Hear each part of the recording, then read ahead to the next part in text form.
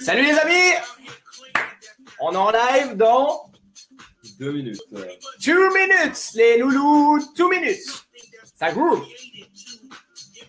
Allez, si tu nous rejoins, bouge un peu avec nous, on va faire monter un petit peu la vibe. Écrivez-nous en dessous de la vidéo avant de commencer.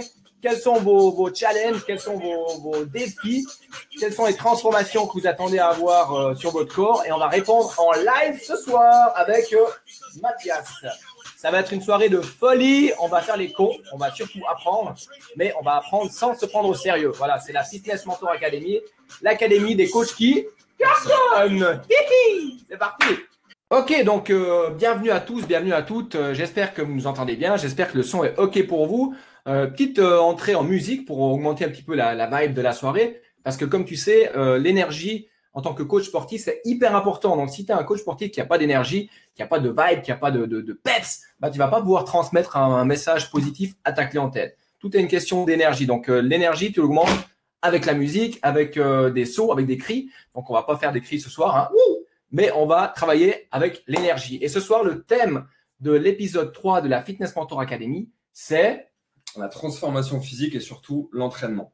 On a fait la nutrition la fois dernière. Yes. Point très important, on n'y reviendra pas ce soir. Ce soir, on va se concentrer vraiment sur l'entraînement. Ok. Ouais. Je suis plus petit que toi, là, c'est à cause de la chaise ou? Ouais, c'est parce que je me tiens plus droit en fait. Attends, je remonte ça. Vas-y, augmente un peu. Non. Ah merde, je suis encore plus petit. Ok, donc avant d'aller plus loin, j'aimerais juste partager avec vous les résultats que ce coyote il a avec ses clients, parce que c'est assez impressionnant. Il a un compte Instagram, donc vous le trouvez sur Mathias Personal Trainer. Allez liker son compte Instagram. Il a plus de 11 000 abonnés, donc c'est quand même quelque chose d'assez incroyable. Et puis là, vous pouvez voir à l'écran juste les transformations de ouf qu'il a eu. Donc là, c'est un client de quel âge là? Si on voit sur avec oh putain 1017 gènes. Il a 25 ans. 25 ans, ok. Et donc tu l'as pris en charge sur combien de temps? François, c'était 3 mois. Waouh. Ouais, 3 mois. Cool, magnifique. Beau travail. Oh, et puis lui, c'est un beau bébé aussi, regarde voir. Lui, quel âge au centre là? Pareil. Un petit peu plus jeune, 23 je crois. 23 ans, ouais, il s'est vachement transformé. Hein. Alors lui, c'est exceptionnel, c'est 2 semaines. Hein. Ah ouais, 2 semaines. Excuse-moi, pardon, 2 mois. Ah ok, d'accord. Parce que si tu fais ça en 2 semaines, moi je vais me prendre. Hein. 2 mois. Ok, qu'est-ce que vous pensez des résultats qu'on vous montre à l'écran là? Je ne sais pas si vous les voyez bien. J'espère que vous les voyez bien. Je vous montre simplement les résultats que Monsieur Sobler a avec ses clients. C'est assez dingue. Il y a encore le barbu là. Oh, lui, il était un petit peu ballonné. C'est le cousin de l'autre. Ah, c'est des cousins, d'accord. Ouais. Toi, tu fais toute la famille. Bah, bien sûr, on transforme tout le monde. Voilà. C'est Ricard, on lui passe un petit coucou s'il nous regarde. C'est 3 mois, Ricardo. Ah, Ricardo, chapeau, un pouce de... bleu pour la machine Ricardo qui a des résultats de dingue. J'espère que tu continues à progresser, Ricardo. Et puis, si tu es là, ben, bienvenue. Après, il y a un dos de malade, là. On dirait comme un avion de chasse, là. C'est qui? Alors, ça, c'est un client qui est policier. Il s'appelle Florian. C'est pas grave. C'est pas grave. Bah, ça arrive à tout le monde. Ça arrive à tout le monde. Florian, si tu nous regardes, on t'en veut pas. Alors, ce qui est marrant avec Florian, c'est que entre le haut et le bas, il a pris 9 kilos. Waouh. Et je connais pas beaucoup de personnes qui prennent 9 kilos et qui réussissent à garder une sangle abdominale aussi clean. Ouais, on voit en clair. fait que ça s'est beaucoup plus tendu, il est beaucoup plus gainé. Avant, c'était un petit peu distendu. On voit le ventre qui part un petit peu en avant. Yes. Et donc voilà, on voit qu'il a bien explosé au niveau du dos. Donc il a pris pas mal de muscles et tout en conservant un pourcentage de masse grasse bas, ce qui est le but quand même d'une bonne transformation physique et d'une bonne prise de muscle. Donc chapeau à Florian. Bon, bah, si tu veux découvrir quelles sont les clés que Mathias utilise pour transformer ces gens, reste avec nous en live parce qu'on va te dire ça tout à l'heure dans le live, toutes les clés, toutes les astuces qu'on peut te donner. Donc, si tu es personal trainer et puis que tu as des difficultés parfois avec certains clients, je sais pas si ça t'arrive, toi, d'avoir des résultats de ouf avec certains clients puis d'autres qui ont un peu plus de peine. Ouais, bien sûr, ça arrive. Ouais. Donc, après, il y a d'autres facteurs, mais ouais, ça arrive forcément. Ouais. Donc, je pense que ça vous arrive aussi à vous si vous êtes coach sportif. Donc, ce soir, peut-être vous allez avoir des clés qui vont vous aider à pouvoir faire des petits changements, des micro-changements qui vont pouvoir apporter encore plus de résultats à vos clients. Je vous rappelle qu'on est sur la Fitness Mentor Academy, épisode numéro 3, et on va parler des clés de la transformation. On continue le petit voyage sur l'Instagram de Mathias Sobler. Allez liker son Instagram. Et là, oh putain, c'est qui le beau gosse là? Ah, mais c'est toi? Je m'entraîne un petit peu. Ah waouh, c'est sympa ce qu'on fait avec les filtres Instagram, c'est absolument fou. Hein. Ah ouais, cool. Et un DC, t'as un t-shirt DC là. Ouais. C'est qui est décédé? Non, c'est Non. une marque. C'est une marque. Ouais, Ouais. c'est une marque. Bon, Valaisan, je connais pas trop les marques, quoi. Donc là, bah, on a simplement le coach en action. Waouh, encore un gros résultat. Un gros, c'est pas le client que je C'est parle, un un beau gros résultat. C'est résultat. un beau résultat, ouais. Donc lui, il a perdu combien? Il a perdu 10 kilos et il a perdu 8 cm de tour de taille, hein. C'est vraiment ce qui nous saute aux yeux. C'était sur 3 mois. Donc vraiment, en 3 mois, il a changé complètement déjà de garde-robe. Et puis, c'est une autre personne. Il se sentait évidemment beaucoup mieux dans sa peau, évidemment une meilleure digestion, beaucoup plus d'énergie. Et puis, une confiance en soi retrouvée parce que quand on retrouve un ventre plat au bout des années de sédentarité, ça change beaucoup, hein. Donc voilà, 3 mois pour David. Cool. Et même le petit chien derrière lui qui a l'air tout content. Du coup, il a apparu, il s'est acheté un chien. Il s'est acheté un chien, puis il a divorcé, c'est ça, non? Non. Il a changé de garde-robe et il a changé de femme aussi. Après, on voit le dos de dingue, là. C'est toi, ça? Ouais. Putain, balèze. Là, tu parles de compléments alimentaires. Donc là, je crois qu'on a des exemples de petit déjeuner. Ouais. Donc toi, tu prends tous les matins cette fameuse galette au sarrasin. Ouais, que je donne à mes clients. Ouais. Donc c'est un bon petit déjeuner avec des œufs entiers, des galettes de sarrasin. Et puis là, on est vraiment bon pour une bonne matinée. Ça nous donne de l'énergie. Cool. Donc voilà, c'est le petit déjeuner que j'aime bien, que je donne à mes clients. Et ça fait un bon succès. Les gens n'ont pas l'habitude de manger salé. Et ils découvrent et puis ils adoptent. Cool. Je suis un petit peu dissipé, hein, dispersé parce que je regarde un peu si vous avez le son.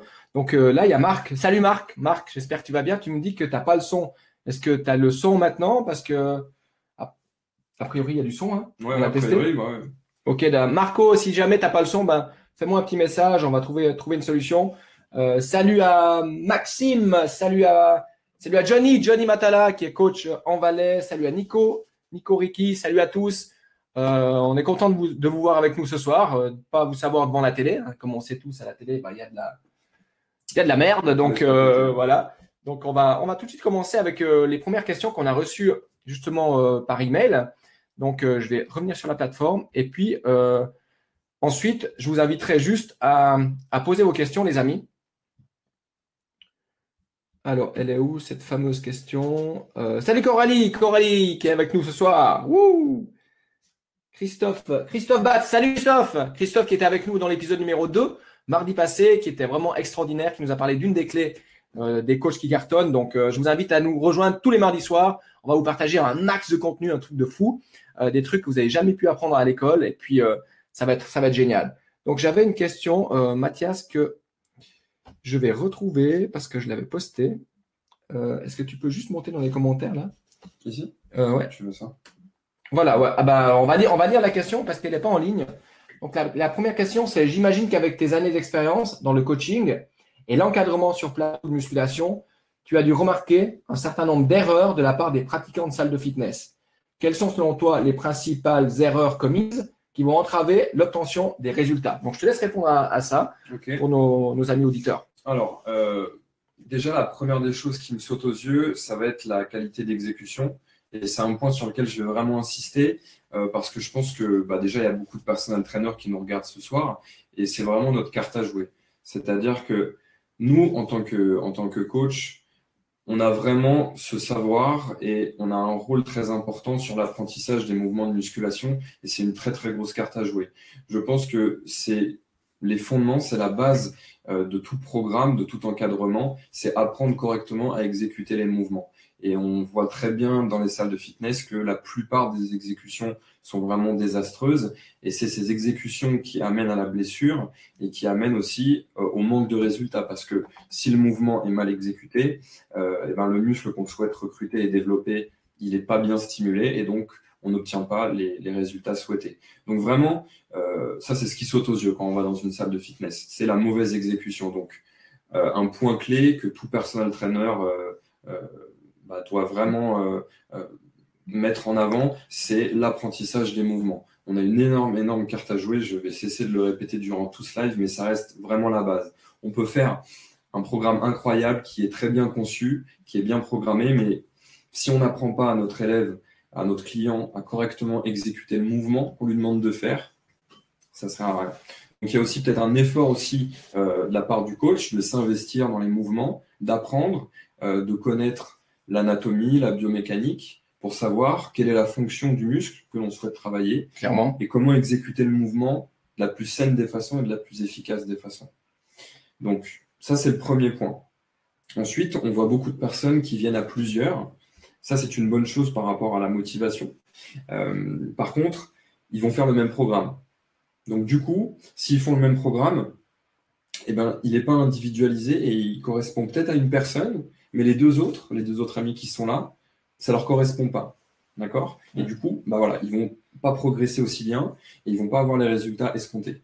Donc, il y a l'aspect motivationnel qui est important, être tous ensemble, s'entraider un petit peu, mais au bout d'un moment, il faut être sérieux et puis il faut faire un programme qui nous correspond. Donc, le deuxième point, ce serait faire le même programme que son voisin. Ouais. Ça, ce serait la deuxième erreur. Ensuite, on va avoir un petit peu l'engouement du débutant qui va vouloir trop en faire, donc des séances trop longues avec trop d'exercices.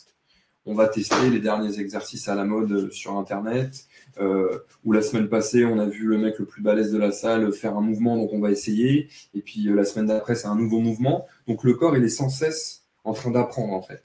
Et ça, surtout ces gens débutants, c'est un gros problème. Il faut rester sur la base et il faut apprendre correctement et progresser avec ces mouvements de base.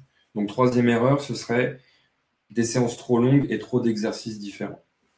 Ensuite, le quatrième point, ça rejoint un petit peu celui d'avant, c'est des exercices trop spécifiques, c'est-à-dire trop d'exercices d'isolation un petit peu fantaisistes. On rejoint encore le côté réseaux sociaux où il y aurait beaucoup d'exercices un petit peu, certes sympathiques quand on va les faire ou à regarder, mais est-ce vraiment un outil de progression? Pour la majorité des pratiquants, je ne pense pas, parce que la base restera la base. Maîtrisons les fondamentaux avant d'aller chercher un petit peu de fantaisie. Donc ça, c'est le quatrième point. Ne pas faire d'exercice de base, aller tout de suite dans l'isolation, dans la fantaisie. Ok. Dernier point, ça rejoint aussi les autres, c'est-à-dire y aller un petit peu au feeling, sans structure, sans but précis.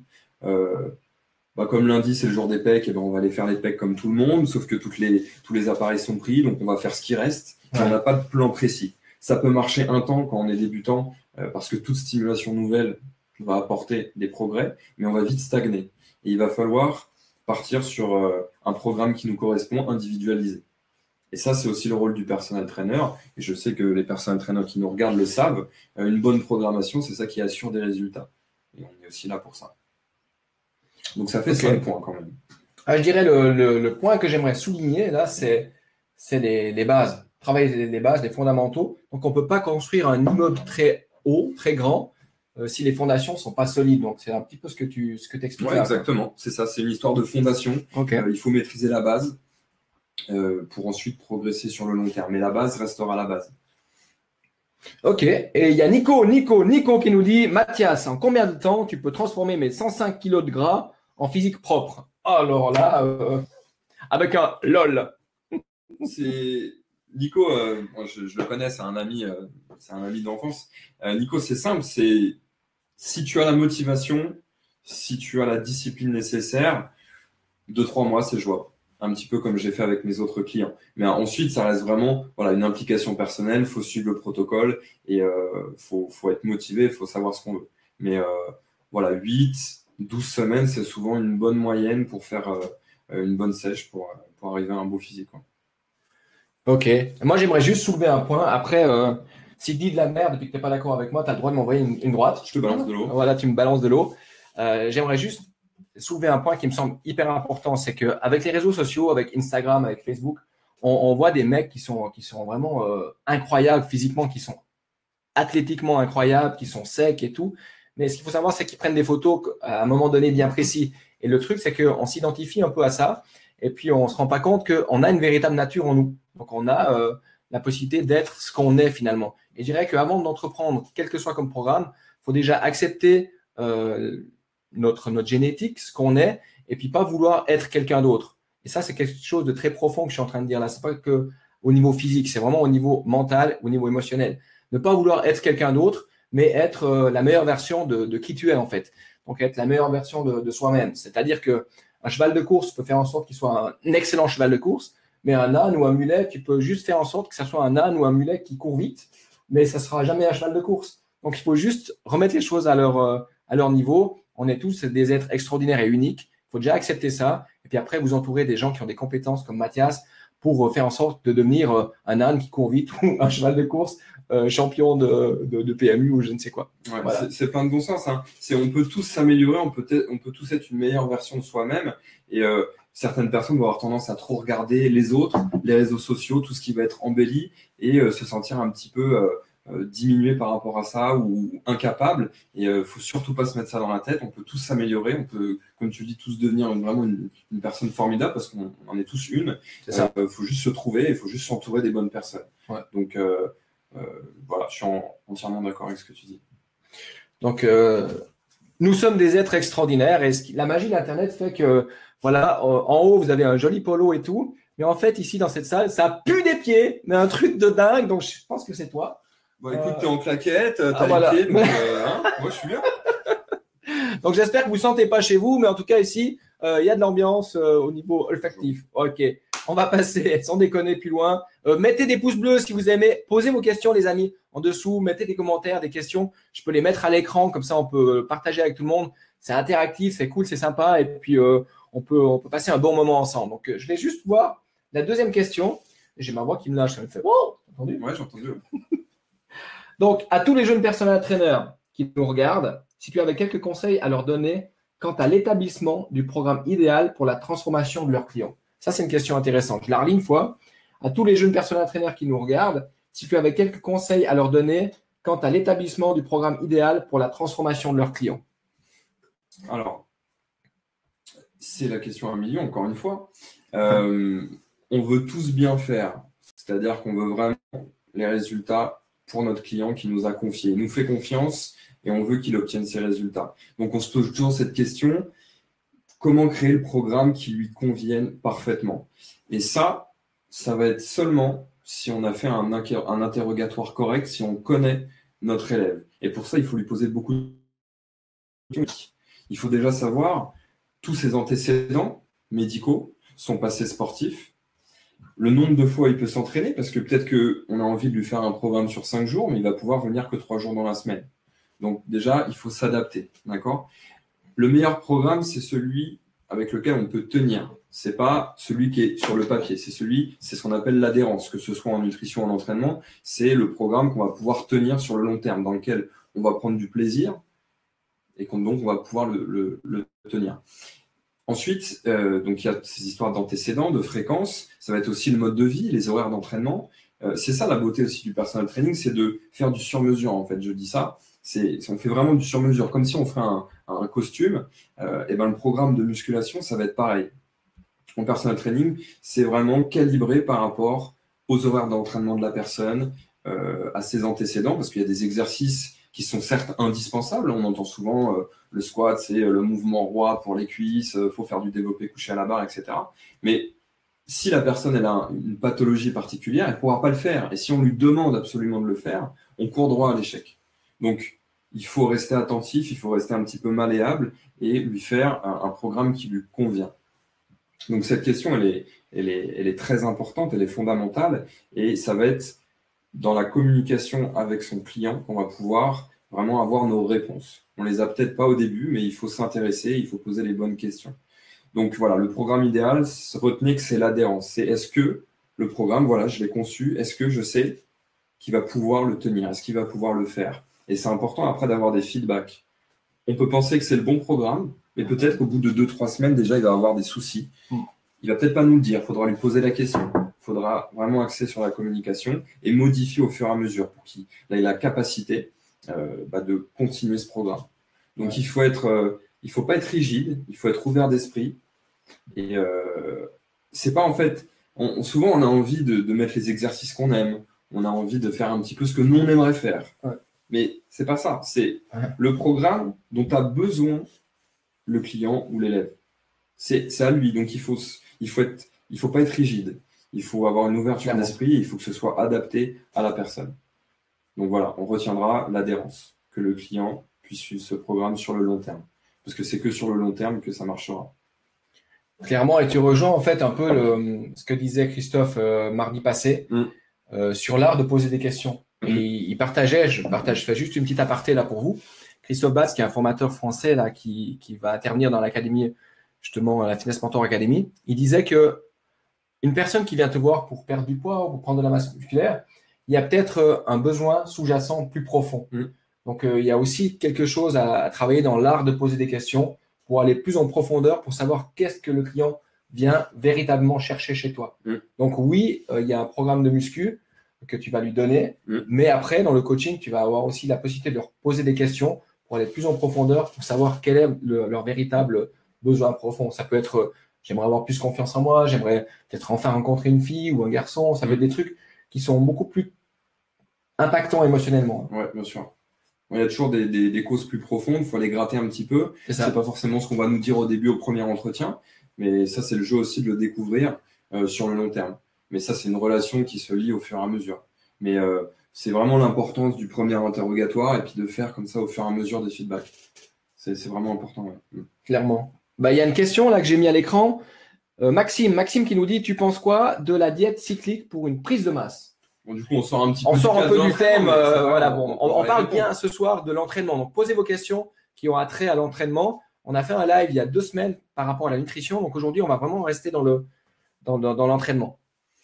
Je réponds à la question. On va quand même répondre à Maxime. En fait, la diète cyclique, moi, je vais plutôt l'utiliser en période de régime.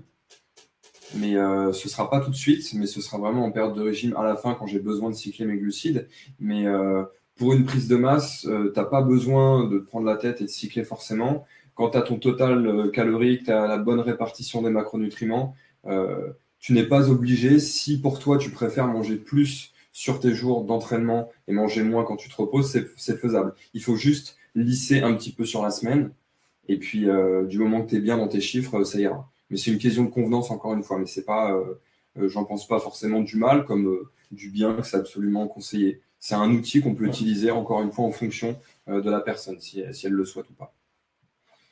Ok, eh bien moi je vais simplement vous demander de partager ce live avec des amis qui sont personal trainers.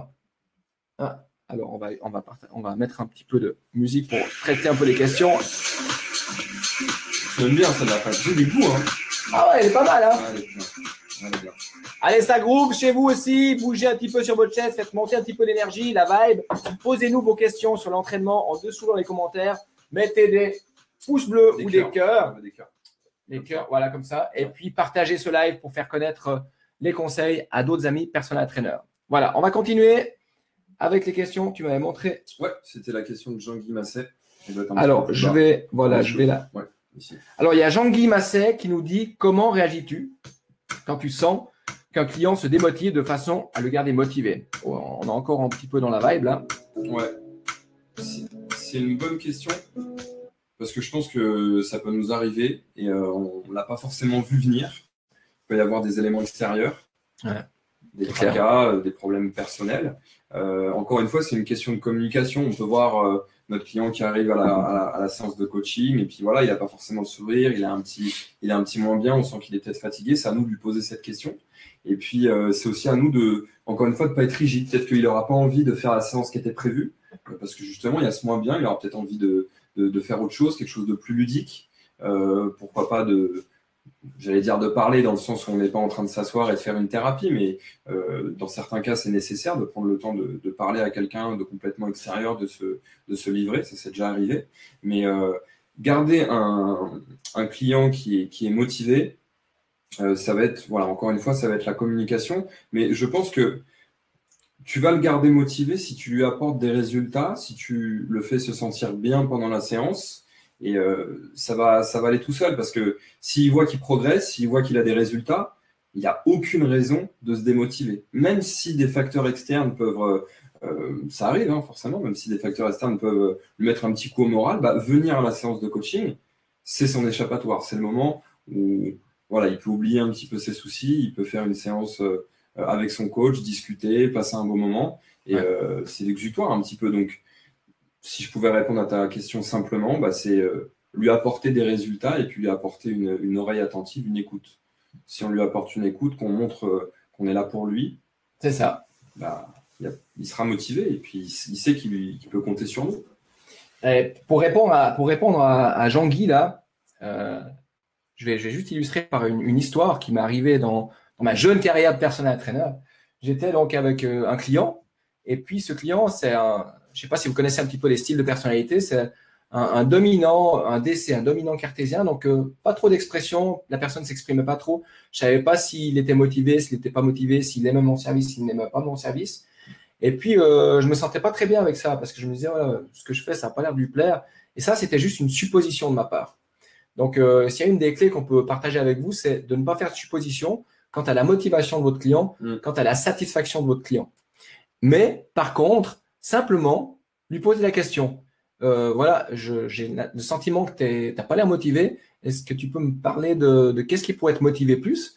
Et puis là, des fois, tu es complètement surpris de la réponse de la personne qui va te dire « Ah non, mais là, je suis super motivé », alors que toi, dans ta tête, tu interprètes qu'il n'est pas motivé. Donc, c'est juste une question d'interprétation et de supposition. Donc, évite de faire des suppositions et pose-lui la question à ton client de qu'est-ce qui pourrait le motiver plus, qu'est-ce qu'il attend de toi, est-ce qu'il est content de ton service, qu'est-ce que tu pourrais améliorer dans ton service. Et tes clients, ils vont t'apporter des réponses. Et pour que ton client t'apporte des réponses, Maxime, il va falloir lui poser des questions. C'est là, on revient avec ce que disait Christophe le mardi passé. L'art de poser des questions à vos clients, c'est vraiment un art que tout coach qui se respecte doit maîtriser. Voilà. Il y a la petite anecdote de on a une bouche et deux oreilles. Ah ouais, Christophe, c'est l'anecdote de Christophe. Une bouche, deux oreilles, donc ça veut dire fermer ta gueule et il faut écouter 2 fois plus que de parler. Voilà, il y a Maxime qui est avec nous, il est au taquet, Maxime. Allez, Maxime, on va lui faire un petit. Allez, pour Maxime, des petits oiseaux bleus là sur le Je ne cautionne pas forcément ça, par contre. On a dit qu'on n'était pas sérieux, mais qu'on se prenait pas au sérieux, mais qu'on était sérieux. Okay. Voilà. Tiens, on va afficher sa question. Elle est intéressante. Alors, les amis, mettez des petits cœurs, des petits likes si vous aimez ce qu'on partage avec vous, et on va afficher la question de Maxime. Voilà, Maxime nous dit, dans ce cas, je vais revenir sur ce que tu disais plus tôt. Ne pas faire des exos que l'on préfère. Mais si ton élève a un meilleur ressenti, focus sur des exos précis, car par exemple, il arrive à contracter son muscle sur un mouvement et pas un autre. Tu lui conseilles de le garder pour un temps donné ou de changer. Ouais, ça c'est la question qu'on va aborder après par rapport aux points faibles, par rapport justement à la construction du programme. Donc, c'est une bonne chose en effet. C'est bien la base, les mouvements de base c'est bien, mais peut-être que cette personne a un point faible. On peut prendre le cas des pectoraux.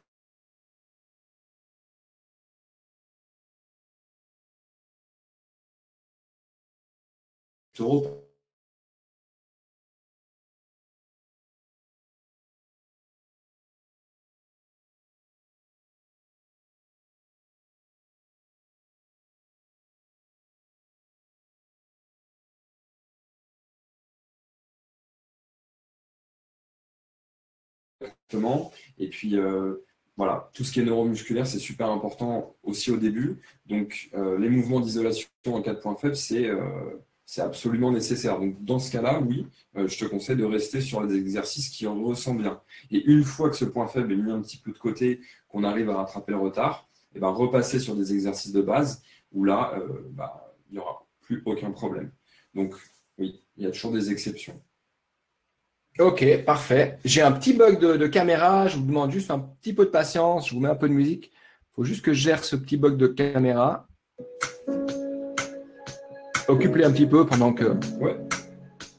Alors, on pourra peut-être… On va aborder de toute façon après la construction du programme de musculation.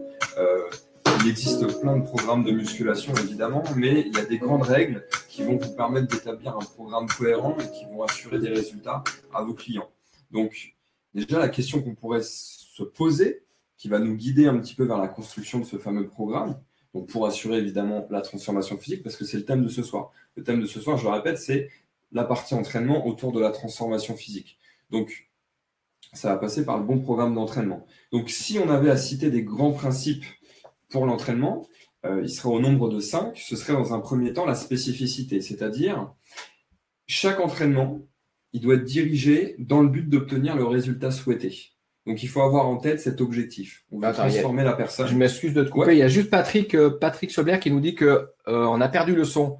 Donc, faites-nous juste des pouces bleus si le son est encore OK. Comme ça, on a un feedback de votre côté. Tu peux juste regarder s'il y a des pouces bleus. Ouais.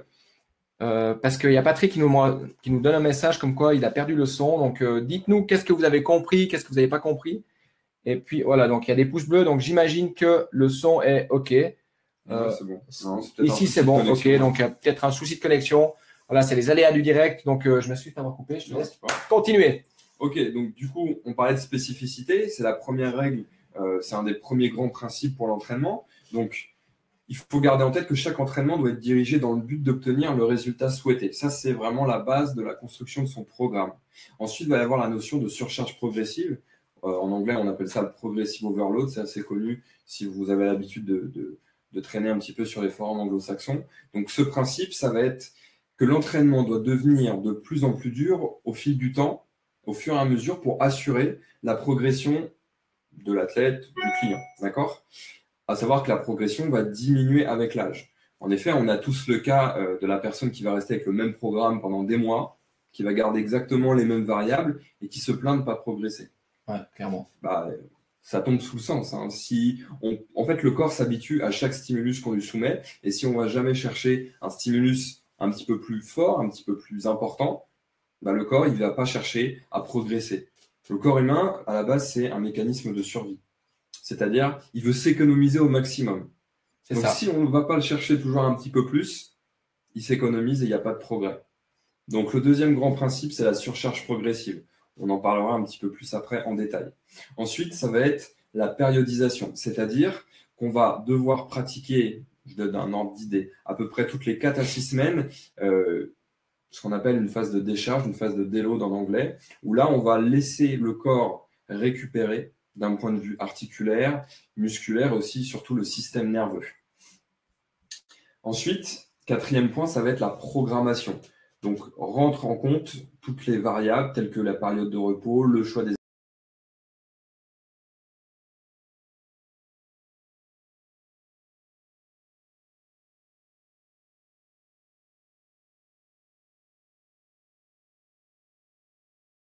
c'est-à-dire, c'est ce que j'ai parlé un petit peu. Super, merci Roméo. C'est ce que j'ai parlé un petit peu l'autre jour, à savoir la prise en compte de la génétique, des antécédents médicaux, du passé sportif, du mode de vie, des préférences aussi de son client. Donc ça, c'est vraiment les 5 grands principes de l'entraînement. Et avec ces 5 grands principes, on va pouvoir créer son programme. D'accord ? Regardez s'il n'y a pas des petites questions. Oui, il y a une petite coupure là une petite coupure, donc tu peux peut-être répéter les 5 principes en résumé. Ouais, résumé. Ouais. Donc, au niveau des 5 principes, on a la spécificité, donc c'est que chaque entraînement doit être dirigé dans le but d'obtenir le résultat souhaité. On a la surcharge progressive avec l'entraînement qui devient de plus en plus dur au fur et à mesure des semaines. La périodisation avec la phase de déload qui va permettre au corps de se reposer. C'est un petit peu une sorte de repos actif. Ensuite, la programmation avec tout ce qui est choix d'exercice, fréquence, tempo d'exécution, toutes ces choses-là. Et enfin, l'individualisation avec la prise en compte des caractéristiques de la personne, ses antécédents, ses préférences, son mode de vie, tous ces paramètres-là. Et avec tout ça, on peut enfin faire son programme, créer son programme. Il y a une question de Maxime encore, il me semble. Alors, il y a Maxime qui… J'aimerais juste, avant de répondre à Maxime, soulever un point que tu as donné là. Tu parles de sport, on parle de sport ce soir, mais ça va bien plus loin que ça. En fait, quand tu dis ton corps, quand tu veux qu'il progresse, tu dois lui mettre de la surcharge.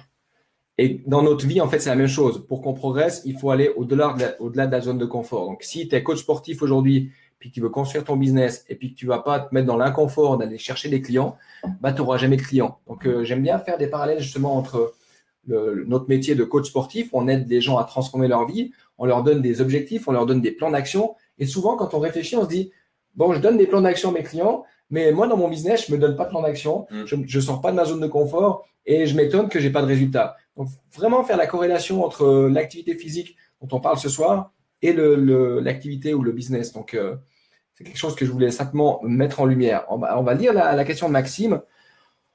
On voit souvent dans les programmes de prise de masse, de soulever lourd, mais on peut atteindre l'hypertrophie avec des séries longues. Tu préconises quoi? Au final, la prise de masse, c'est dans l'assiette surtout, non?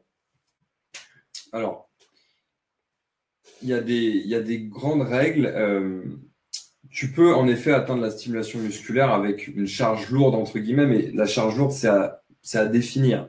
Lourd pour un individu, c'est peut-être léger pour un autre. Donc, c'est pour ça qu'on parle souvent dans les programmes en pourcentage du 1RM, c'est-à-dire le 1RM, c'est la répétition maximale, c'est la barre qu'on peut soulever une fois, et on fait un pourcentage par rapport à ça. Donc, s'entraîner à 90-95% de son 1RM, c'est quelque chose qui est extrêmement taxant sur le point du système nerveux. C'est des charges très lourdes, c'est peu de répétitions. Donc, c'est souvent la programmation de force, c'est-à-dire un programme pour prendre de la force.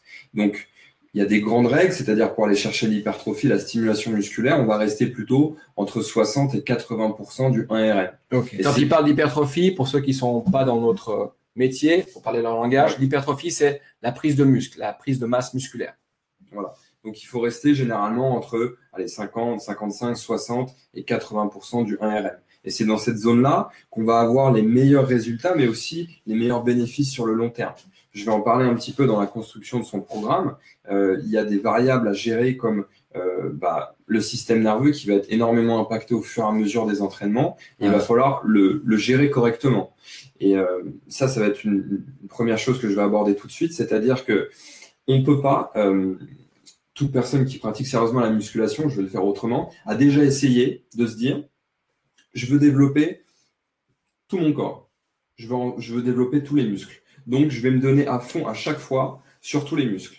Et cette personne, elle se rend bien compte qu'au bout de quelques semaines, au bout de quelques mois, elle crache complètement parce qu'elle n'arrive pas à récupérer, elle commence peut-être à se blesser, à avoir mal, ou physiquement, elle est complètement rincée. Et il y a une règle qui est importante à savoir, c'est que la récupération totale du corps, elle est inférieure à la récupération de chaque muscle mis bout à bout. Ok, alors répète-la, parce que je pense que tu as été un peu trop vite. Ouais. La récupération totale de notre corps est inférieure à la récupération de chaque muscle mis bout à bout. C'est-à-dire que si l'on souhaite développer à fond ses quadriceps, ses ischios… Je suis en train de… Ouais, elle est longue, ça là. Ouais, je vais l'expliquer. Donc l'information arrive jusqu'à mon cerveau, ça prend en général 2 minutes. Donc on va attendre. Je vais la comprendre dans 2 minutes. En gros, c'est si on souhaite développer à fond tous les muscles, les pectoraux, les quadriceps, le dos, les ischios, etc. Ça nous fait tellement une charge d'entraînement élevée. Ouais. Le corps, il est déjà fatigué à la moitié de cette stimulation. Okay. Donc, comment on construit son programme d'entraînement? Il va falloir réfléchir un petit peu et se poser la question suivante. Est-ce que j'ai des points faibles? Est-ce que j'ai des points forts? Est-ce qu'il y a des zones que je veux mettre en avant? Et choisir une partie de ces muscles qu'on va stimuler, sur lesquels on va augmenter beaucoup le volume d'entraînement. Et les muscles, peut-être à côté, qui seront en point fort, on va continuer à les entraîner pour maintenir la masse musculaire, évidemment, garder l'acquis, mais on ne va pas augmenter le volume pour ne pas surcharger le corps. Donc, il y a des muscles qu'on maintient, il y a des muscles qu'on met en avant. Et là, on gère beaucoup mieux ces semaines d'entraînement. Ok, donc si tu n'as pas de pec, par exemple, si tu nous regardes ce soir et tu aimerais augmenter tes pecs parce que tu n'as pas de pec, ce que tu préconises, si j'ai bien compris, c'est de mettre ton focus sur l'entraînement des pectoraux. Voilà, donc les faire plusieurs fois par semaine. Plusieurs fois par semaine avec un volume plus conséquent. Qui va augmenter au fil du temps. Voilà. Exactement. Et continuer à entraîner les autres muscles pour ne pas créer de déséquilibre à une intensité un peu plus basse. Alors, juste se focaliser sur les pecs, ça va faire des semaines un petit peu légères. Mais ce qu'on peut faire, ça peut être par exemple du 50-50. Ouais. D'accord. Alors, le 50-50… comme ma question pour un champion. Oui, si tu veux, ou l'appeler à un ami, mais ça, c'est un petit peu différent. Ce serait par exemple une personne qui soit équilibrée physiquement. On va pouvoir se dire, sur un mésocycle, je vais mettre l'accent sur la moitié des groupes musculaires du corps, et l'autre, je le laisse en maintenance. Mais ça peut être 75-25%. Et puis ça aussi, on adapte en fonction de la fréquence d'entraînement de la personne, le nombre de fois où elle peut venir. L'idéal, c'est de venir assez fréquemment. Mais voilà, ce qu'il faut bien retenir, c'est qu'il faut se focaliser sur une partie des groupes musculaires. On ne peut pas entraîner à fond tous les muscles du corps. Ça, c'est quasiment… c'est même pas que c'est quasiment, c'est essayer, vous verrez, c'est pas tenable, vous allez cracher complètement. Ouais, moi, c'est ma caméra qui est en train de cracher. Ok, c'est bien.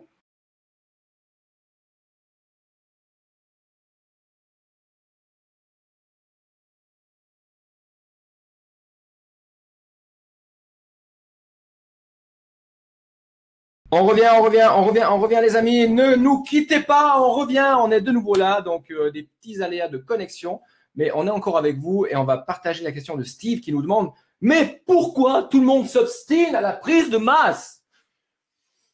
Tout le monde ne s'obstine pas à la prise de masse. Non. C'était la question de Ouais. Maxime qui nous demandait Ouais. par rapport à un entraînement. Mais là, les principes que je suis en train d'évoquer, c'est valable pour une personne qui souhaite se transformer physiquement. Elle a forcément des muscles qu'elle souhaite renforcer, mettre en avant. Et cette question de stimulation musculaire, de programme d'entraînement correct, Ouais. ça rentre aussi dans sa ligne de compte. On ne parle pas forcément que du culturisme, on parle d'un changement de composition corporelle. On parle d'un changement de composition corporelle. On pourrait prendre une femme sédentaire d'une quarantaine d'années qui a pris un petit peu trop de gras au niveau de la culotte de cheval, au niveau de la sangle abdominale. On va lui mettre en place un programme de renforcement musculaire avec un travail plus ciblé sur certaines zones qu'elle aurait peut-être à mettre plus en avant. Ouais. Mais il faut, encore une fois, bien construire son programme d'entraînement. Donc, c'est pas forcément le culte de la masse, mais c'était la question qui était posée comme ça. Ouais, et là, il y a quand même quelque chose qu'il faut mettre en lumière, c'est que si tu es coach sportif aujourd'hui, tu t'aperçois qu'il y a une planification à faire. Tu peux pas entraîner les personnes un petit peu n'importe comment. C'est comme dans la vie en général, tu peux pas obtenir des résultats si tu n'as pas un plan d'action bien précis. Et ce soir, justement, l'intérêt, c'est de partager avec vous justement des compétences, c'est de créer une espèce de cerveau collectif avec d'autres coachs pour qu'on puisse partager tous ensemble des connaissances. Et le but final, c'est de créer cette espèce de Fitness Mentor Academy. Donc, c'est une académie en ligne qu'on a créée, petit coup de pub maintenant, qu'on a créé avec les meilleurs experts francophones. Il y aura probablement Andy Poiron, Christophe Batz qui vont intervenir dans la Fitness Mentor Academy. Et pour en savoir plus, en dessus de ce live, vous avez un lien. Vous pouvez cliquer dessus et vous allez voir simplement tous les descriptifs de la Fitness Mentor Academy avec les bonus. Et jusqu'à la fin de l'année, on la propose à moins 50%. Donc, cliquez sur le lien pour découvrir un petit peu ce qu'on partage avec vous. Et ça n'empêchera pas de vous donner beaucoup de valeur tous les mardis soirs à 20h30 et peut-être même le jeudi. On va voir, j'ai eu des demandes. Donc, restez connectés avec nous. Et à la fin de ce live, mettez simplement comme quoi vous voulez recevoir les notifications pour qu'à chaque fois, vous puissiez recevoir les notifs pour les prochains lives. Voilà, j'espère que vous avez tout compris. Et je vais continuer en te laissant la parole. Ouais, on va peut-être demander à Johnny de préciser un petit peu sa question. Il nous demande quel est le meilleur régime de contraction pour un développement musculaire optimal. Donc, j'attends un petit peu plus de précision de sa part, à moins que tu veuilles apporter un élément de réponse. Alors, Johnny, quel est selon toi le meilleur régime de contraction pour un développement musculaire optimal? Alors, je pourrais répondre à la question en me basant un peu sur les travaux de Patrick Tuor, qui a mis au point une méthode qui s'appelle le SST. Et lui, en fait, je peux pas t'expliquer précisément la méthode parce que je la connais pas, mais dans les grandes lignes, il travaille avec plusieurs régimes de contraction musculaire. Ouais. Par exemple, sur une série, il va associer le concentrique, l'excentrique, l'isométrique, et c'est hyper intense. Et il explique justement que c'est pas vraiment le régime de contraction qui est important, mais c'est l'intensité que tu fais subir à ton muscle par un mouvement plus lent, par exemple, par un mouvement plus rapide, par de l'isométrie, qui va faire en sorte que ton muscle va progresser. Donc, pour moi, il n'y a pas vraiment un régime de contraction idéal pour augmenter la masse musculaire. Il faut tous les faire. Il y en a 3, il faut tous les faire. Voilà. Donc, c'est ce que dit Steve. Steve nous dit la clé de Johnny, c'est tous les régimes de contraction.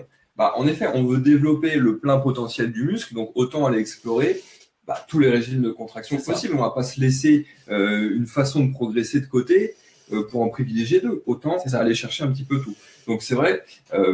Alors après, moi j'ai jamais eu la chance de m'entraîner avec Patrick ou avec un de ces athlètes comme Nicolas qui est pas loin, qui fait des Nicolas Vulliou qui est athlète ISBB, qui fait des séances de cuisse en SST mais tout simplement monstrueuses.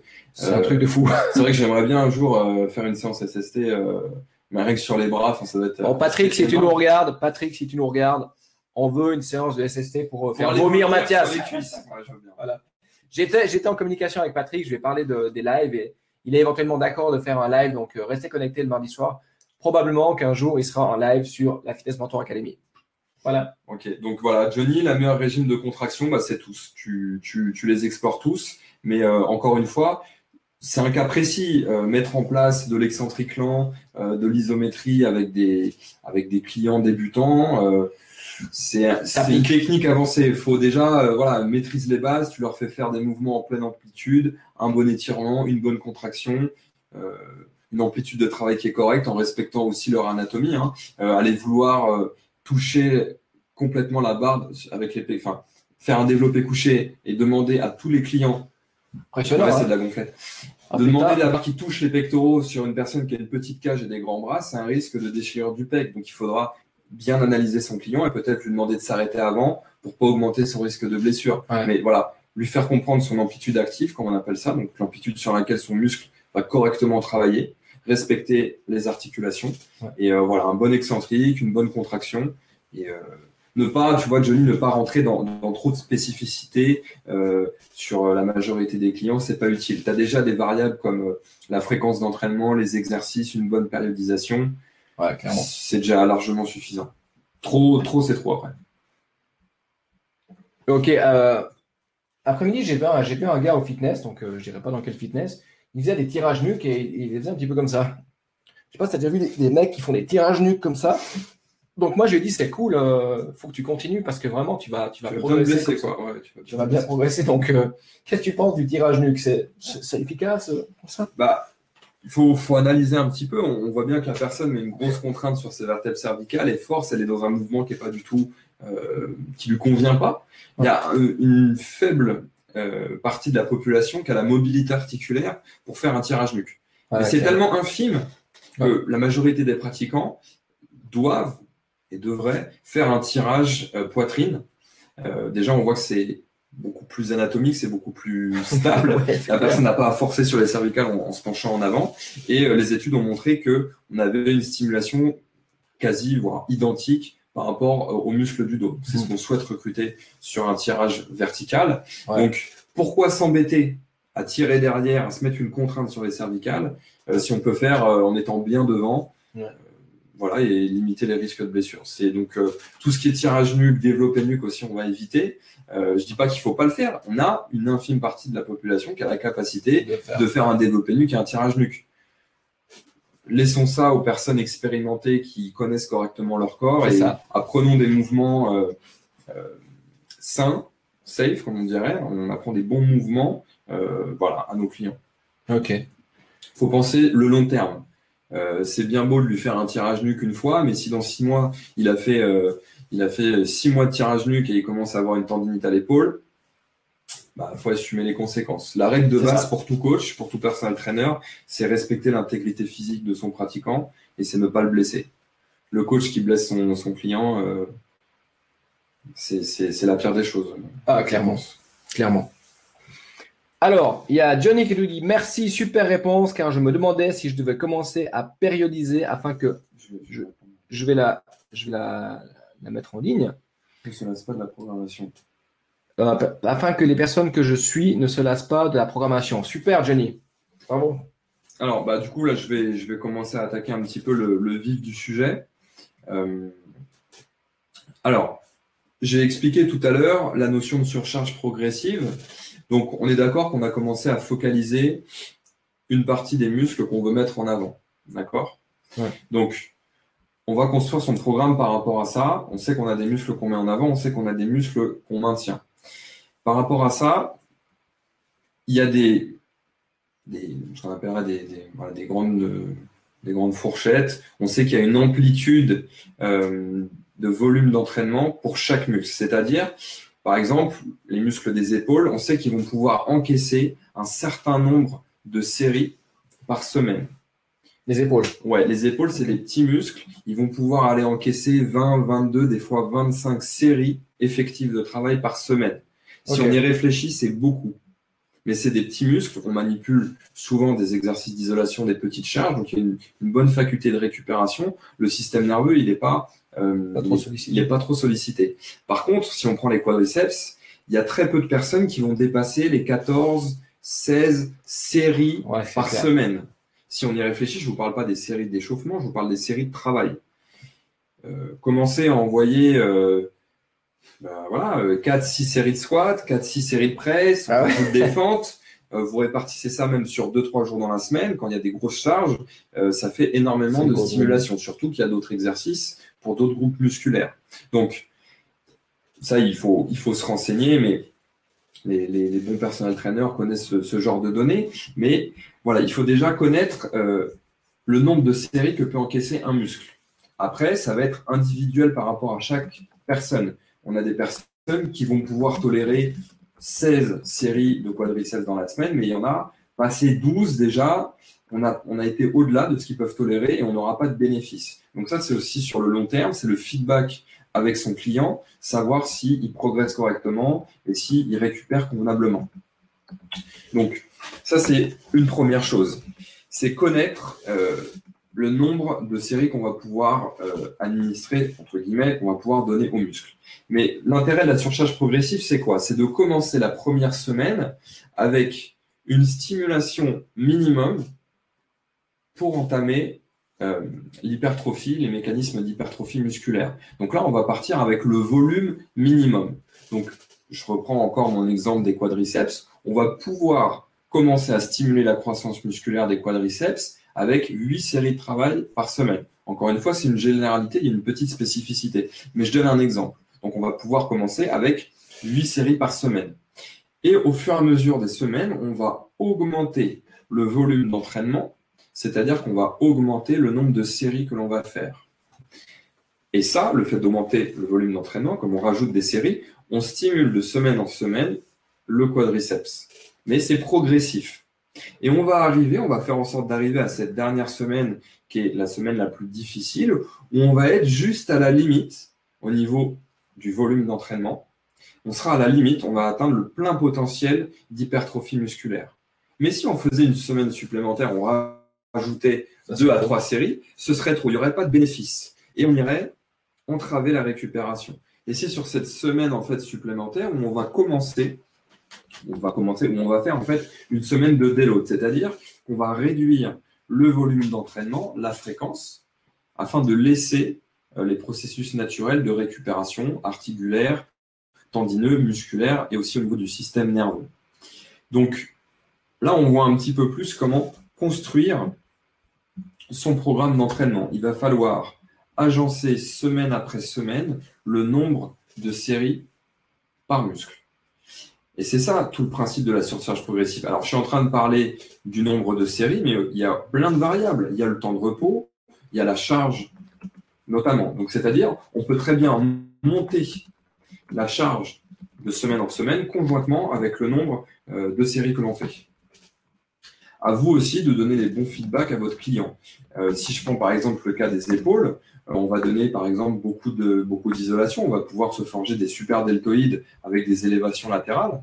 On ne peut pas non plus sans cesse, semaine après semaine, ajouter de la charge au niveau des haltères parce que après l'exécution se dégrade. Donc l'intérêt, ça va être de rester avec cette même charge, mais comme on va augmenter le nombre de séries, on sera peut-être passé de 4 ou 5 séries d'élévation latérale sur un jour donné à 7 ou 8 séries sur la dernière semaine. Et déjà, là, on a une stimulation qui a été augmentée par le simple ajout du nombre de séries et non pas de la charge. Donc là, on voit qu'on a plein de paramètres en fait sur lesquels on peut jouer pour rendre l'entraînement plus dur. Il n'y a pas que le poids sur la barre, c'est un outil, mais il y a aussi le nombre de séries. On peut réduire le volume, on peut réduire aussi le temps de répétition, le temps de repos, pardon. Donc, pour répondre un petit peu à ta question, Johnny, c'est assez intéressant pour toi de faire de la périodisation parce que ça va assurer des résultats à ton client. Ça lui casse un petit peu la monotonie d'avoir toujours le même format à faire et tu vas pouvoir, en fait, au fur et à mesure de tes mésocycles, changer soit des exercices, soit le focus sur tel muscle, soit certaines techniques d'entraînement. Donc c'est intéressant, c'est ludique pour la personne et au moins tu as des variables que tu manipules, tu sais où tu vas et tu lui assures en fait des résultats. Alors, charge externe et charge internet hyper dur à quantifier. Alors, il y a Je précise un petit peu sa question. Alors, il y a juste un petit peu de musique pour continuer avant de continuer. Donc, pensez à vos questions, les amis. Si vous avez des questions concernant l'entraînement, concernant la planification de l'entraînement pour une bonne transformation physique, posez-les en commentaire en dessous. Laissez un pouce bleu si ce qu'on partage avec vous vous plaît. Si le concept de la Fitness Mentor Academy vous excite, laissez un pouce bleu. Je vous ai mis un lien dans les commentaires pour ceux qui aimeraient avoir une séance avec Mathias pour la périodisation. Parce que peut-être que dans ce live, il y a également des clients qui nous regardent. Donc voilà, on va juste checker un petit peu les questions et les partager à l'écran. Tu vois une question intéressante? Je regarde un petit peu.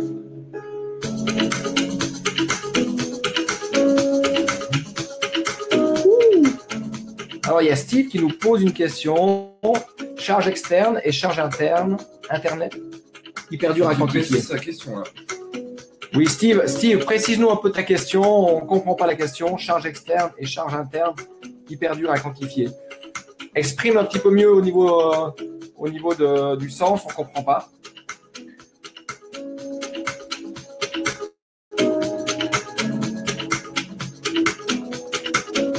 On reste dans une bonne vibe, une bonne énergie.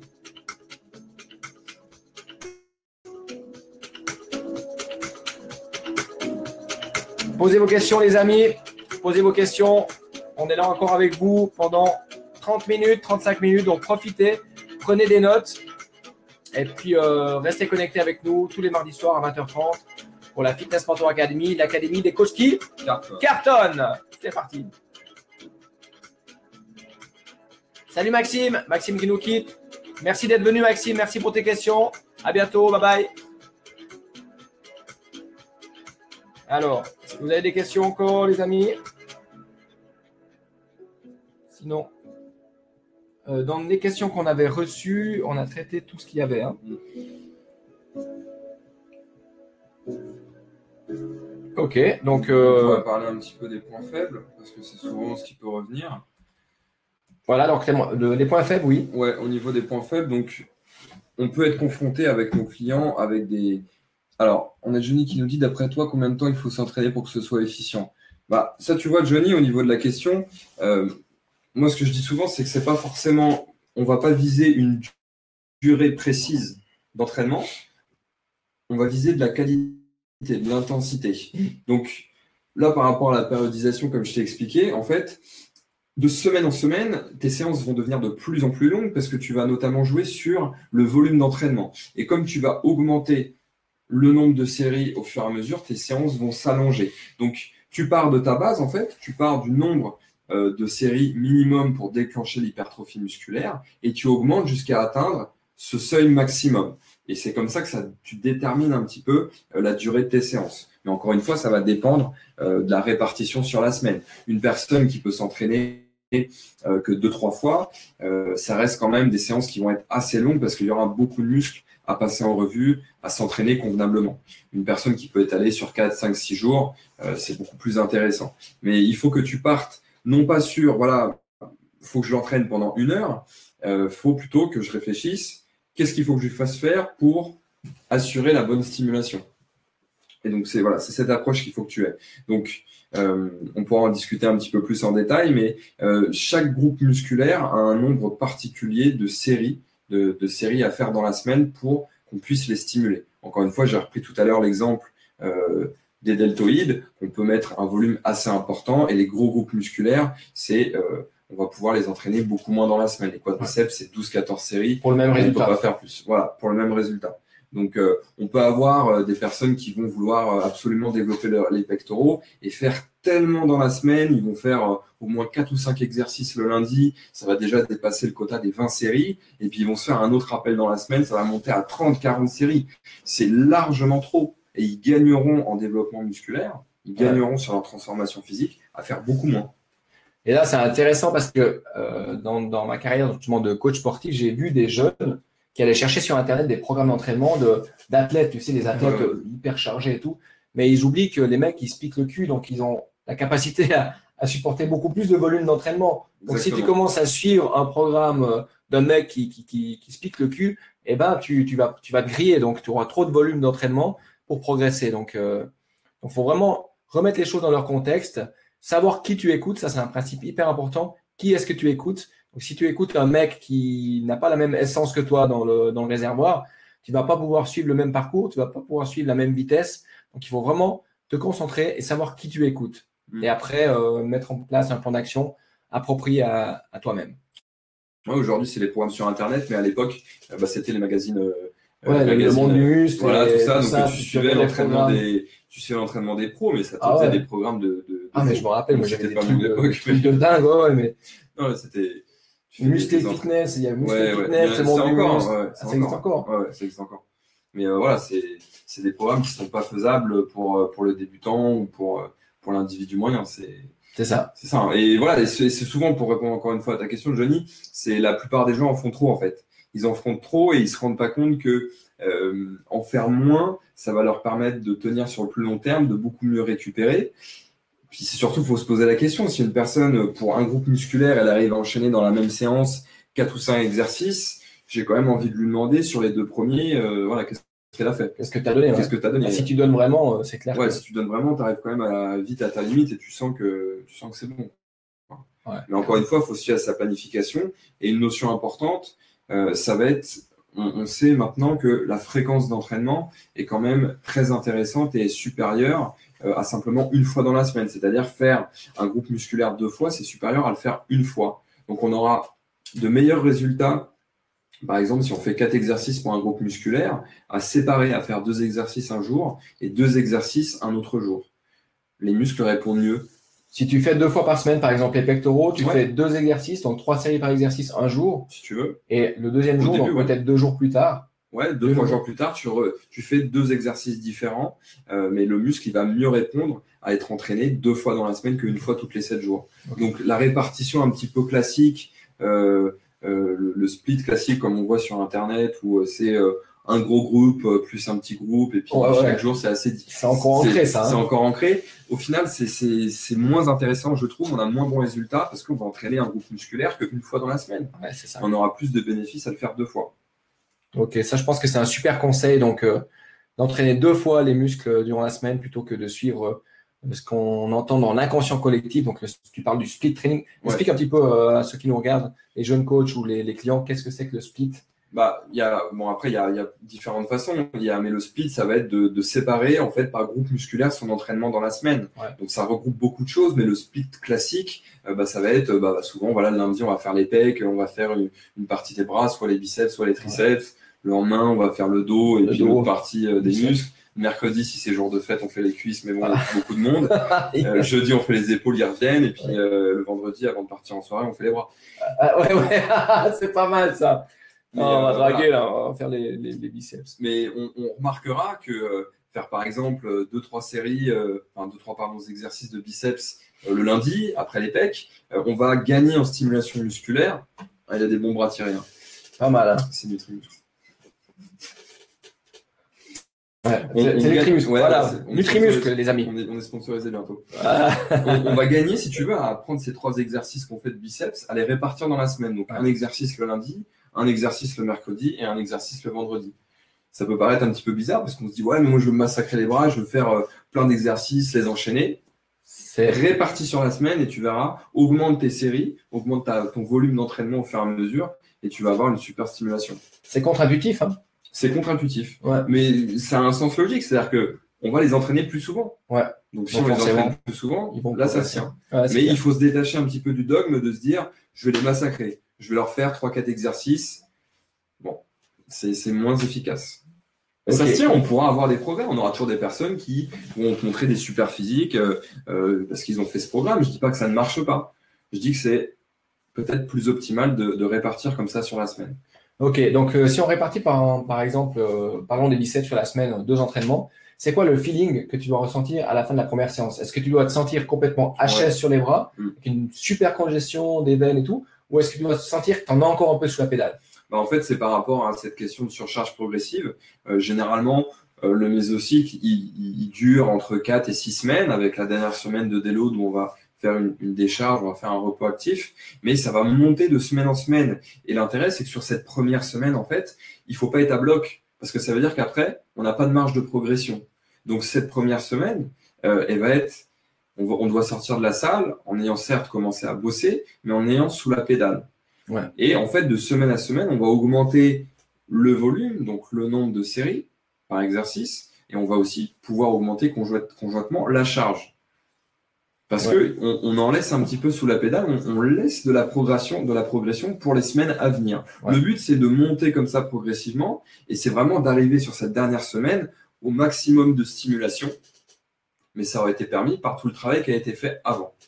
Mais il faut savoir que ce qui a été fait sur la première semaine, on a commencé à un minimum qui commence déjà à déclencher les processus de croissance musculaire. Ouais. En sachant que la semaine d'avant, c'était la semaine de déload. Donc on arrive, on est déjà bien frais. Et c'est assez dur. parce qu'on s'est bien reposé, on a envie vraiment d'attaquer à fond. Et il faut avoir un petit peu de self-control. Faut y aller plus doucement au début. Parce que quand tu sens cette congestion, là, quand tu sens ces veines, là, putain, c'est bourron. Moi, j'adore cette sensation. Toi, t'aimes pas? Tu fais un peu peur, là. Hein? Vous aimez, vous? Hein? Les veines qui sortent? Hein? Non, quand t'es passionné, t'es passionné. Hein? Voilà. Donc, voilà, je me calme un petit peu. Des fois, je m'emporte. Dès que je parle de congestion, je m'emporte un peu. Donc là, on a encore Johnny. Qu'est-ce qu'il dit? Jean-Guy nous parle des mecs qui se piquent le cul. Donc, juste pour remettre l'église au milieu du village, on n'a rien contre les mecs qui décident de se piquer le cul. Hein. Donc, chacun est libre de faire ce qu'il veut avec sa santé. Moi, ce qui me tient à cœur, c'est de faire des lives comme ce soir où on peut dire aux jeunes, voilà, les risques que tu as quand tu décides de passer de l'autre côté, de la force, hein, donc avec les stéroïdes et tout ça, les risques que tu as, c'est ça. Et j'ai le sentiment que les jeunes d'aujourd'hui, ils n'ont pas la capacité de réfléchir à ce qui peut leur arriver plus tard dans la santé. Et quand tu as un petit peu de recul, et puis que tu vois des potes, tu vois, moi j'ai 37 ans, je vois des potes qui ont des dialyses, je vois des potes qui ont perdu les cheveux, je vois des potes qui sont vraiment plus du tout en santé à mon âge, alors que quand on avait 21, 22, 23 ans, c'est des mecs qui chargeaient à mort. Donc moi j'étais frustré à l'époque. Très honnêtement, j'étais frustré. Je m'entraîne comme un connard. Le mec, il arrive et 8 mois plus tard, c'est une machine. Et là, j'hésitais. Je me suis dit, allez, j'y vais, je passe le pas et tout. Et puis après, j'ai réfléchi. Je me suis dit, voilà, quels sont les effets? Est-ce que je prends le risque ou est-ce que je prends pas le risque? Après, on choisit. On choisit en connaissance de cause de prendre le risque ou de ne pas prendre le risque. Donc, on va traiter la question de Jean-Guy qui nous dit, comment réagis-tu face à un mec qui se pique le cul, comme le dit Mathias, et qui s'improvise coach? C'est pas moi qui ai dit ça. C'est moi, j'assume. Alors, comment réagis-tu qui se pique et qui s'impose? Bah, je juge pas. Tu vois, personnellement, Jean-Guy, je ne juge pas. Peut-être c'est sa passion, peut-être c'est son choix de vivre cette expérience. Et puis, pourquoi pas? Donc, je vais pas le juger. Je vais simplement revenir sur des questions, lui poser des questions sur pourquoi il fait ça. Est-ce qu'il est conscient des risques? Et puis, chacun est libre de faire ce qu'il veut. Donc, je ne sais pas si j'ai répondu à la question, mais qui me dit quoi? Qui s'improvise coach. Ah, donc quelqu'un qui n'aurait pas le diplôme. C'est deux questions différentes. Après, j'ai pas lu bien correctement la question. C'est deux questions différentes. La personne qui, en toute âme et conscience, prend des produits dopants, ça la regarde pour telle ou telle raison, elle fait ce qu'elle veut. Après, une personne qui s'improvise coach, là, c'est un autre débat. C'est le domaine. Est-ce que cette personne est vraiment coach? Est-ce qu'elle a les papiers? Est-ce qu'elle a un diplôme? Est-ce que de manière légale, c'est possible son activité? Ça, c'est le domaine de la loi. C'est complètement différent. Ouais, clairement. Mais voilà, pour reparler de l'usage des stéroïdes, c'est vrai que les jeunes peuvent voir aujourd'hui, surtout avec les réseaux sociaux, beaucoup de stars monter. Ça peut donner envie, c'est sûr, mais on ne voit pas en fait toutes les personnes qui ont essayé d'atteindre ce niveau et puis qui ont eu de graves problèmes de santé, qui sont jamais arrivés au sommet. Aujourd'hui, on regarde les stars d'il y a 10 ans, il n'y en a plus beaucoup qui sont en vie ou qui sont en bonne santé. Donc voilà, prenez les stars d'aujourd'hui et puis si vous pensez à ce live dans 10 ans, regardez leur nom sur internet et vous verrez que ils leur ont tous arrivé des malheurs. Mais bon voilà, ils prennent la décision qui. On a le libre arbitre, hein. Moi j'appelle ça le libre arbitre. Donc chacun fait ce qu'il veut. Je pense qu'on va avoir des commentaires pas très agréables pour les gens qui vont voir le replay, mais on n'est pas là dans le jugement. Chacun fait ce qu'il veut. Voilà. Chacun fait ce qu'il veut. Moi, ma santé, personnellement, j'y tiens. Et je trouve que c'est cool quand on a de l'énergie, quand on a la patate. Donc ça c'est mon opinion. Donc voilà. Mais pour parler de transformation physique, faut bien se dire, et je pense qu'en tant que personal trainer, il faut vraiment insister auprès de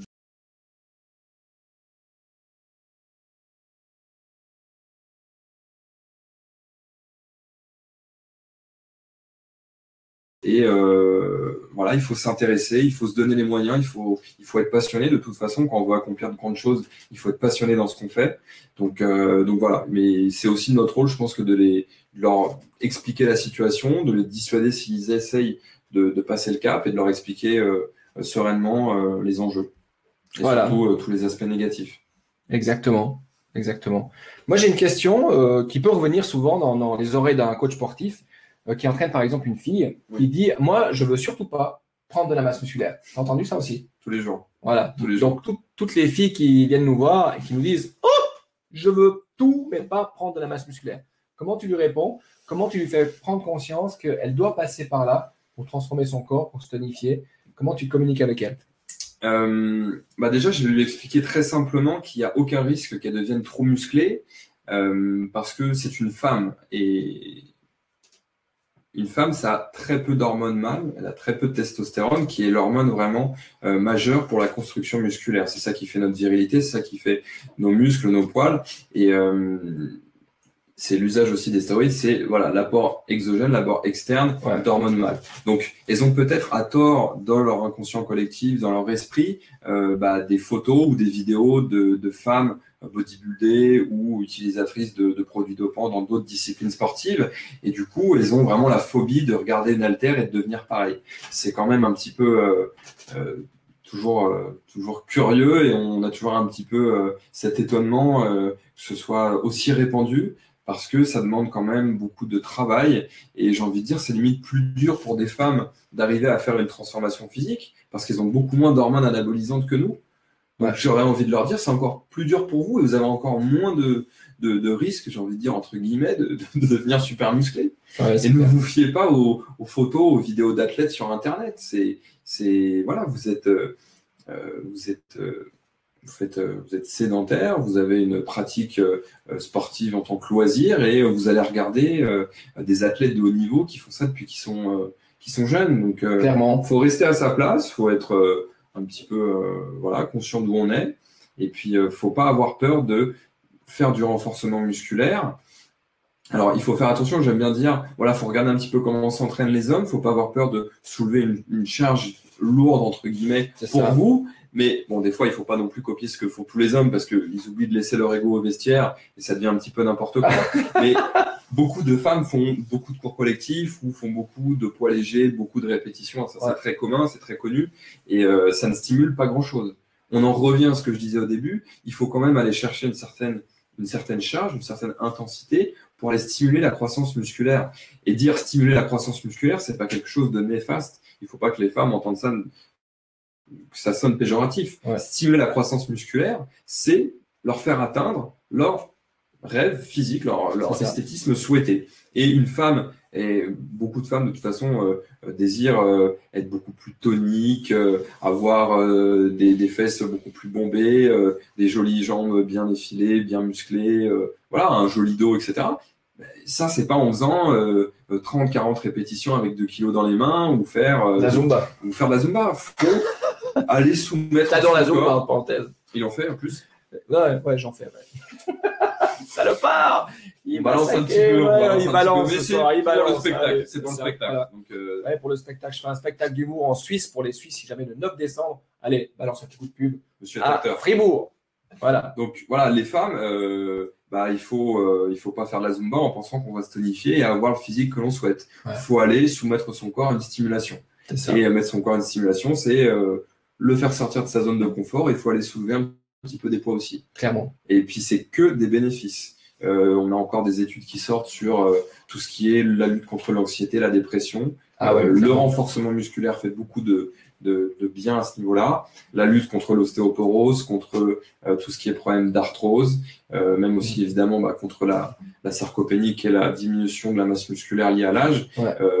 Moi, je pense que toute personne âgée gagnerait à faire du renforcement musculaire pour pouvoir faire les mouvements de la vie de tous les jours pour ne pas devenir dépendant. Donc, Ginette de 82 ans, si tu nous regardes, viens faire du deadlift. Du deadlift à 120 kg. Ce sera cool pour ton ostéoporose. Thierry, qu'est-ce qu'il dit Jean-Guy Masset, il est en train de se foutre de ma gueule, Jean-Yves, le roi de la Zumba. Ouais, je suis pas encore le roi. Là. Dans la Zumba, j'ai plutôt l'air du roi des cons, mais pas du roi de la Zumba. Donc, merci pour la petite vanne, Jean-Guy Masset, c'est cool. Voilà, donc, est-ce qu'il y a encore des questions? On va peut-être faire un petit intermède de musique, là.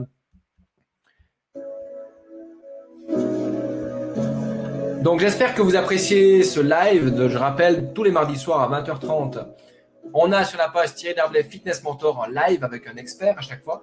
On va parler de l'attitude, on va parler de nutrition, on va parler des compétences commerciales pour aider le coach à avoir du succès dans sa carrière. Donc, l'objectif, c'est de vous donner beaucoup de valeur gratuitement sur les lives Facebook. Et pour ceux qui veulent aller plus loin, dès le mois de janvier l'année prochaine, on a mis en place une académie en ligne, la Fitness Mentor Academy, qui va vous permettre de construire votre business. Parce qu'on s'est aperçu que tous les coachs qui sortaient de formation n'avaient pas justement la capacité, ne savaient pas comment construire un business.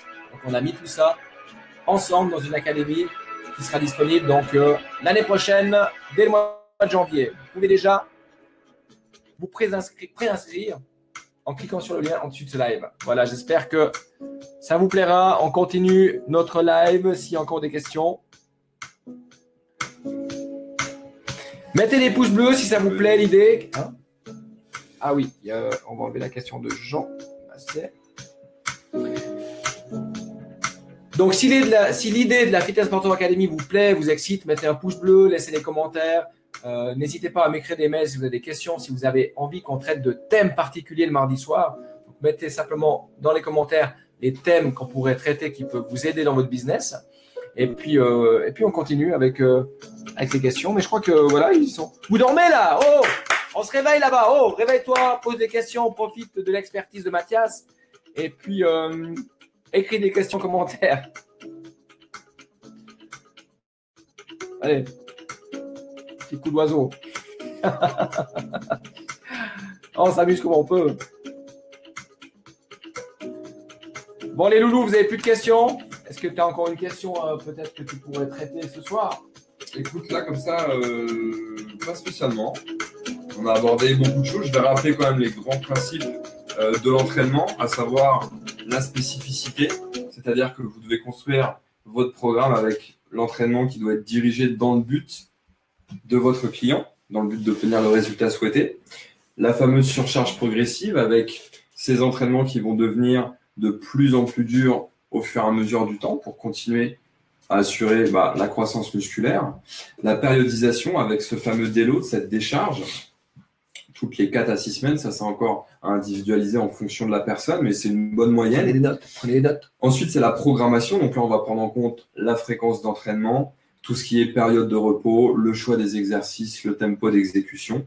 Et enfin, l'individualisation, on prend en compte les antécédents médicaux, le passé sportif de son client, mode de vie, préférence. Voilà. Ça, c'était les grands principes de l'entraînement. Il y a une question de Camille. Oui, Camille qui nous pose une question. Tu peux la lire? Ouais. Penses-tu que le poids de corps peut amener autant de résultats qu'avec des poids? Je peux être très rapide et dire non, mais je vais préciser quand même un petit peu. Alors, Camille, on prend l'exemple tout simple, une personne sédentaire qui ne fait rien du tout. Tu commences à lui faire un programme d'entraînement avec du poids de corps. C'est une stimulation nouvelle. Elle va avoir des progrès, elle va avoir des résultats par rapport à ça. Donc ça, c'est très bénéfique. Donc, il achète le bouquin de Lafay et puis il commence. On ne va pas parler de Lafay. La fesse. On va éviter de parler de chaises et de 4 quarts. Petite dédicace à Delavier et Michael Gundil. Voilà, tu prends une personne sédentaire, exercice au poids de corps, ça amène une stimulation, tu fais bouger cette personne, c'est absolument bénéfique. Mais tu vas tout de suite, très vite, arriver à une stagnation, à un point mort où elle va ne plus progresser. Et là, il va falloir que tu ajoutes une stimulation, tu vas devoir la faire sortir de sa zone de confort. Et là, va intervenir des exercices avec charge. Donc oui, ça. Penses-tu que le poids de corps peut amener autant de résultats qu'avec des poids? Clairement, non, ça n'amène pas autant de résultats qu'avec des poids. Tu vas très vite stagner et le corps va très vite s'habituer à ce fameux poids de corps. Ok Camille, est-ce qu'on a répondu à ta question? Est-ce que tu es content de la réponse qu'on t'a donnée?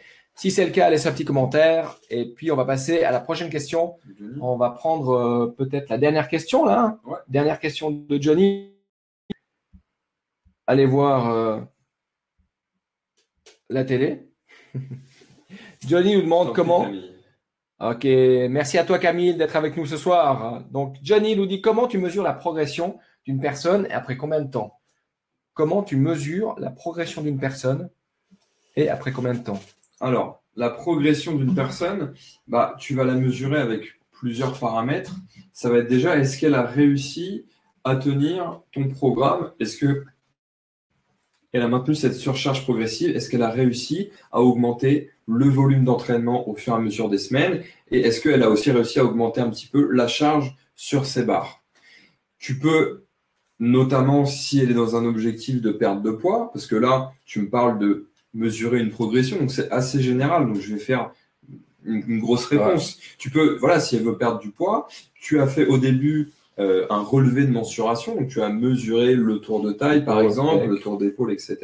Et est-ce qu'au fur et à mesure, cette personne commence à perdre du tour de taille? Si la réponse est oui, c'est extrêmement positif, c'est un progrès. Il faut insister déjà dessus, féliciter ton client par rapport à ça. Et toi, ça te donne un feedback, ça te donne un retour, ça te dit que tu es dans la bonne voie sur le programme qui est en cours. D'un point de vue plus entraînement, comme je t'ai dit, si par rapport à ce que tu lui as programmé, la charge sur la barre augmente, elle augmente son volume d'entraînement, est-ce que le tonnage augmente au fur et à mesure des semaines? Si la réponse est oui, encore une fois, c'est extrêmement positif, tu es sur la bonne voie. Donc voilà pour ta question, Johnny. Tu as plein de paramètres que tu peux mesurer, ça peut être des paramètres physiques et ça peut être des paramètres aussi sur le papier au niveau des performances. Donc à toi de faire aussi, pourquoi pas, des tests de terrain au début, au milieu, à la fin de ton suivi. Tu les mesures et tu regardes si tu as une progression. Et souvent, si c'est bien fait, tu as une bonne progression. Et puis, c'est gratifiant pour ton client parce qu'il voit avec des résultats concrets, avec des chiffres concrets, qu'il a progressé, qu'il s'est amélioré.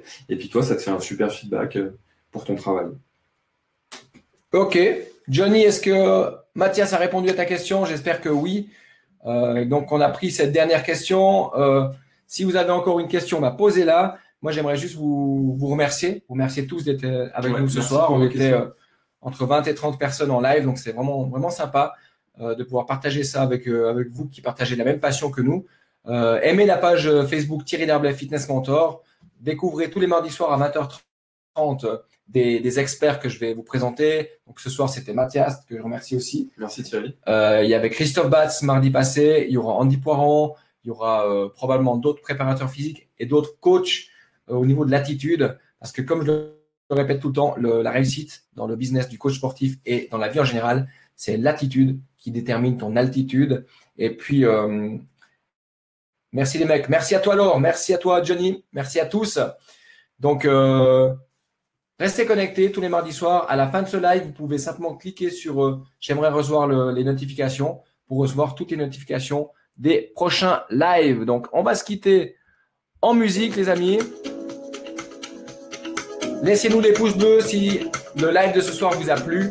Si l'idée de la Fitness Mentor Academy vous plaît, laissez un pouce bleu. Et puis surtout, mettez un commentaire sur les thèmes, tous les thèmes que vous aimeriez qu'on aborde durant ces lives Facebook de la Fitness Mentor Academy. Je vous dis merci à tous. Merci Mathias. Merci Thierry. Merci à tous. Pensez-y, tout est possible. Alors passez l'action les loulous. Et puis à très bientôt, à mardi prochain pour le prochain live. Bye bye.